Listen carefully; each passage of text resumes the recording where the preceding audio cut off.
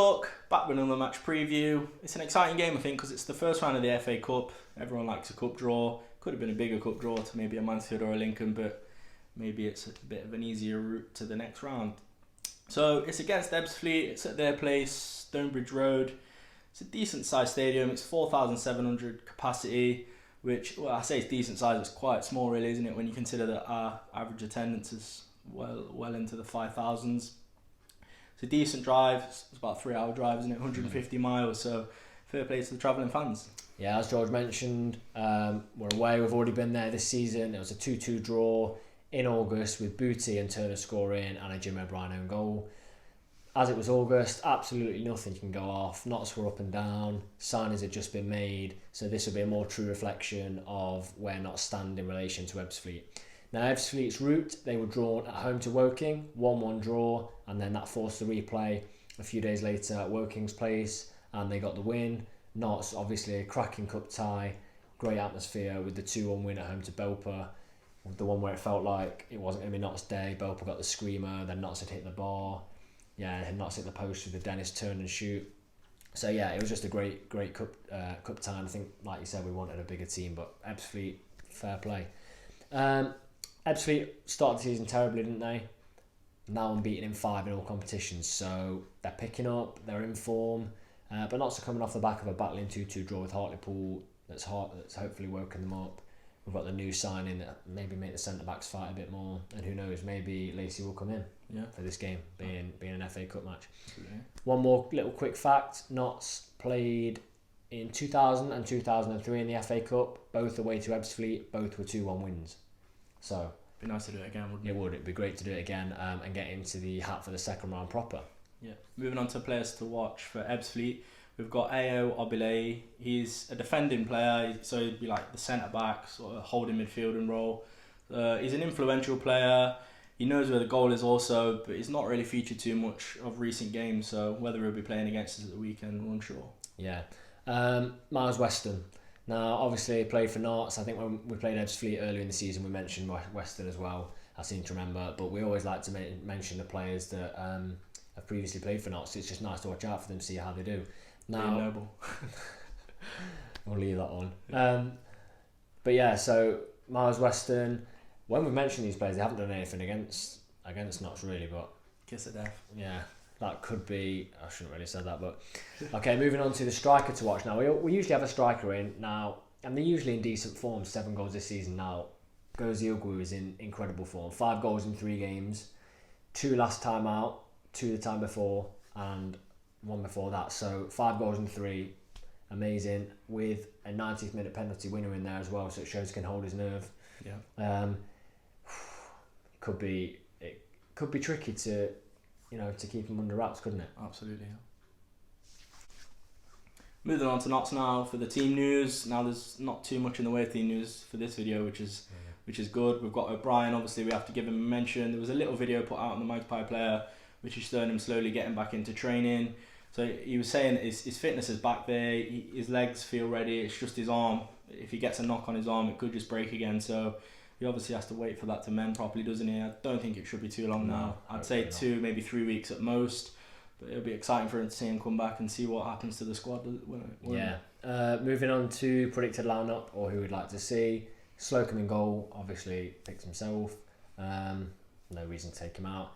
I'll go Bakayoko at left back. I think he needs a game, needs 90 minutes. And I also think he's a good player. So, yeah, for me, that's... Yeah, I agree. Centre half, so got the new signing Lacey. I would like to see Turner and Rawlinson with, if the game calls for it, Lacey to come on for the final half hour. Yeah, I think see how the game goes, but definitely for me start Turner and Rawlinson for a centre back partnership that's done so well. Maybe they had a bit of a shaky start in the Hartlepool game, but we all have times like that. I think, especially in a high performing team. Bring him in and see what he's got to offer in like the last 20-30 minutes. I think you're right. Yeah. Right back? Brindley for me. Kelly Evans for me. Really? Again, same thing with Bakayoko. I trust Kelly Evans. Like if Kelly Evans was to start a league game, would you be... If say Brindley was injured, would you be... No. This is what we talk about, depth in the squad, isn't it? Like even seeing him on the bench, it's just another one where you look at the starting 11 and you look across the bench and think if any of those people that are on the bench are in the starting 11, you wouldn't mind. Yeah, I just think 90 minutes again for Kelly Evans. Obviously, as well, it's an FA Cup draw, isn't it? So we'll have more subs. Yeah, and that's just, I think, just for me, swap the wing backs, swap the full backs. Yeah. Moving on, we're assuming this is a 4-4-2. Left mid, it's got to be Enzio. Yeah. Yeah. You just you can't really leave him out. He nearly got the winner against Harlequin, didn't he, when he cut in? Yeah, Did what he seems to have done about 6-7 times this season already. Do it, yeah. But yeah. Other wing? No, I don't think Shield should start this game. He didn't play too well against Hartlepool. He was subbed off, wasn't he, at half time. I don't know if anything had happened, if he'd picked up a little knock or anything, or his performance just wasn't up to scratch, so hardly changed him. And Booty was put on the left, but I think give Osborne a run out. Yeah. He's a hungry player, isn't he? He's young, and he's going to be wanting to nick a goal or get that assist, isn't he? Yeah, I completely agree. Osborne is so exciting when we've seen him before. So, yeah, Osborne and Enzio mixing up the wings. Central midfield, I would say Booty and Doyle. Do you agree? 100%. The Doyle, for me, you can't not start him as probably one of our best players, consistency-wise. Booty implements, like I was saying with Neil in the videos after the Hartlepool game, he implements a bit of a diamond when he plays in the middle, so it's more of a always dropping forward, but he does also get back, so he's a great player. He's got good energy levels, even though, like, I don't know what it is about him, he just does look tired, doesn't he? Yeah. But he has got good fitness levels because he recovers from that attacking midfield position, so yeah, both agreed on that. And up front, I would like to see Wootton. Picks himself just like Slocum. consistent. And this is where I've got the dilemma. Who would you pair Wootton with? I'd go Thomas. He's got his shooting boots on, hasn't he? He's just come off the back of getting 2 braces, so why would you not? Yeah, I would love to see Tyson off the bench. Yeah. I'd like to see Tyson off the bench and actually put in striker, because when he's come off the bench so far this season, he's been put on the wide position. I'd love to see him with Wootton. I think his pace could be... Do you know the thing I love about Tyson as well? He's like, 37, 38? And he puts so much pressure on keepers and defenders when they've got the ball, and for me that draws so many mistakes, I think, especially at this level. Definitely. Right, predictions for the game. Obviously, there's an FA Cup second round place up for grabs. This is where, you can really start progressing. Obviously, championship teams come in the third round, but you get money, and then it's narrowed down to potentially a bigger team like your Sunderland's. Yeah. I'm going to go straight in and say I think history's going to repeat itself and it's going to be a 2-1. Okay. I think Wootton will nick 1 and Thomas will nick 1. I think it's going to be an exciting 3-1 to Notts, and I think Enzio 2 again, just in confident mood, and I think Wootton. Fair point, yeah, that's about that then, isn't it?